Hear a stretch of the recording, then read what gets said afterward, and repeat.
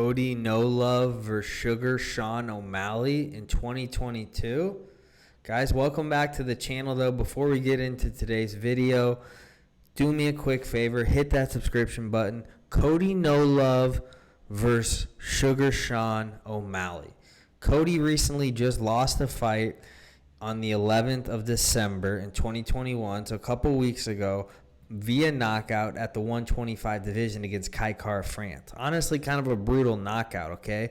Cody has lost his last 5 of 6. He lost a 2 to Dillashaw. Then he came out and got knocked out brutally by Pedro Munoz. Then he got the knockout of Rafael Assunção, which was a beautiful knockout, even though, a lot of people are saying it was lucky. One of those people being Sugar Sean. He said, Cody kind of just closed his eyes and swung for the fences. But Cody and Sean have had this back and forth now going on for a while. In the previous UFC event where they both fought at, they actually had a little stare down at the press conference. Even though Cody just fought at 125, I think he would come up and fight Sean, okay? He came out and did a podcast after the loss. He even said he would do it. Now, if he actually fights Sugar, that's a whole nother thing.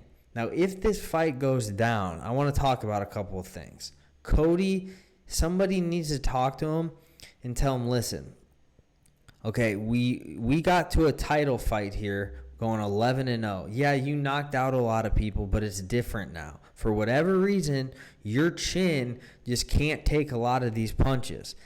So, to solve that problem, we're going to implement more of a wrestling, offensive, jiu-jitsu style game. Okay, if he tries to go into this fight against Sugar Sean O'Malley, in my opinion, if he tries to stand and bang with Sugar, he's going to get absolutely pieced up, if not possibly knocked out, okay? Sean will have a massive reach advantage, but I think Cody will have the advantage in the wrestling and the jiu-jitsu. Okay, he's been in the game longer. He's had more time on the mat. Cody naturally was a high school wrestler where he won state a few times. So that's where his core foundation's at. It's at wrestling and then jiu-jitsu, but he never uses it. Okay, if he fights Sugar Sean and he wins, he's going to have to go up to 135. But if he does that and wins, everyone in the MMA community will quickly forget about those last 5 losses, even though some of those knockouts were brutal. That's just how MMA works. You can lose a string of fights, but if you come back and win your next fight against a big name, especially a superstar, a guy that's up and coming like Sugar Sean, the MMA community will be all over you, okay? And Sean has now entered the top 15. One thing I thought Cody should do is stop fighting top 10, even top 15 guys. But if you look at this fight with Sugar Sean, I think we say this is an exception because this type of fight has the potential to completely turn around Cody's career.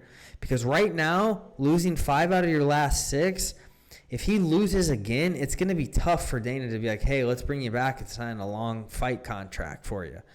It's going to be tough to do that, okay? And mentally, I know it's going to be tough for Cody if he loses another one, especially if it's by knockout.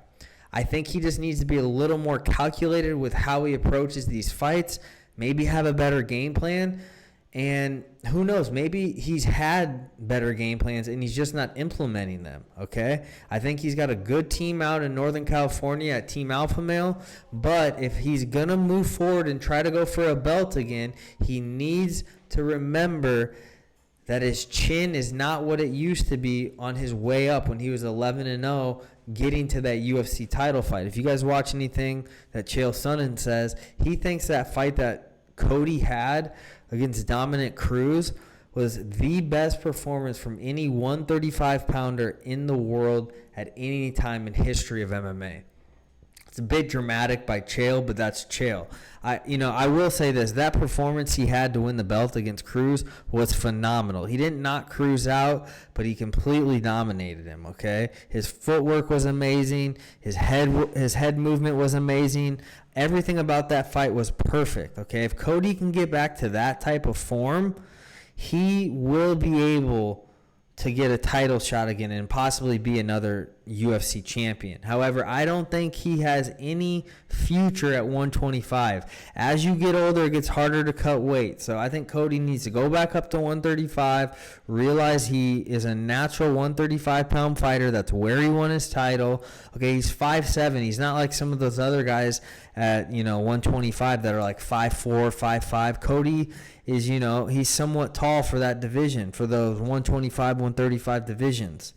So I think he needs to just reassess his game plan. If he wants to take the fight against Sugar, I'd say that'd be the only guy he fights in the top 15. If he doesn't take that fight, I think he needs to fight a guy that's, outside the top 15 and kind of work his way back into that ranking slot, because he's not ranked right now at 135 if I'm correct.